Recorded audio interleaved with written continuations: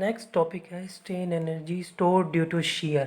Share का मतलब है कि एक ये ऑब्जेक्ट है, ऑब्जेक्ट पे अपना पी अपना फोर्स लगा रहे हैं वाई डायरेक्शन पे। यहाँ से ऑब्जेक्ट फिक्स्ड है तो ये ऑब्जेक्ट डिफ्लेक्ट कर जाएगा यहाँ से।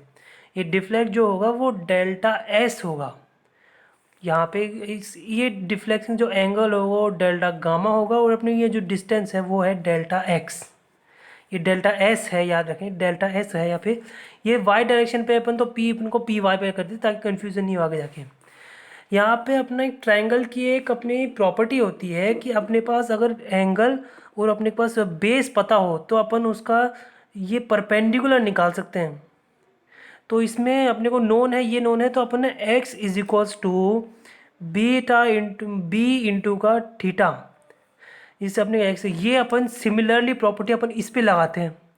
यहाँ पे अपने को ये अपने पास गिवन है, ये अपने पास नोन है तो अपने को ये फाइंड करने के delta S is equals to delta gamma into का डेल्टा एक्स। यहाँ पे नेक्स्ट चीज़ है कि अपन सेम यहाँ पे वही प्रॉपर्टी अपन ग्रेजुअली अप्लाइड लोड की जो अपन प्रॉपर्टी होती है उसमें होता है कि एक प्रोपोर्शनलिटी लिमिट तक अपन यहाँ पे फोर्स बढ़ाते हैं, फिर बाद वो डिफॉर्म होता है तो अपन फोर्स हटाते वापस अपने शेप में आ जाता है। वो होती है अपनी हुक्स लॉ जो stress is directly proportional to strain.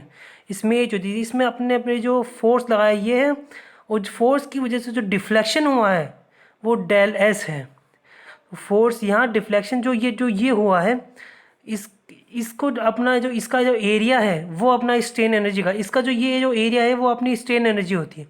तो हमने delta U is equal to half into का बेस इंटू का हाइट, ये अपने लिख दिया। अपने यहाँ पे अपन ने डेल्टा एस की वैल्यू निकाली थी अपने डेल्टा वाई और डेल्टा गामा इंटू का डेल्टा एक्स। तो अपने डेल्टा एस की जगह ये वैल्यू रख दी है जिसका अपना इक्वेशन फर्स्ट बनी है। ये अपनी इक्वेशन फर्स्ट है। उन्होंने बताया stress is directly proportional to strain होता है तो डायरेक्टली प्रोपोर्शनल को इक्वल करने के लिए अपन इस ई कांस्टेंट लगाते हैं तो ये वो ई कांस्टेंट है। तो यहाँ पे स्ट्रेस अपॉन में delta gamma is equals to का E is equals to E. तो सिग्मा इज इक्वल्स टू का ई कांस्टेंट इंटू का डेल्टा गामा, ये अपने यहाँ पे आते हैं। तो अपन से इससे इसकी अपने सिग्मा की एक वैल्यू निकाली है उससे वो ग्रेजुअली अप्लाइड लोड से वो होती है del sigma is equal to P upon में है फोर्स अपॉन में एरिया।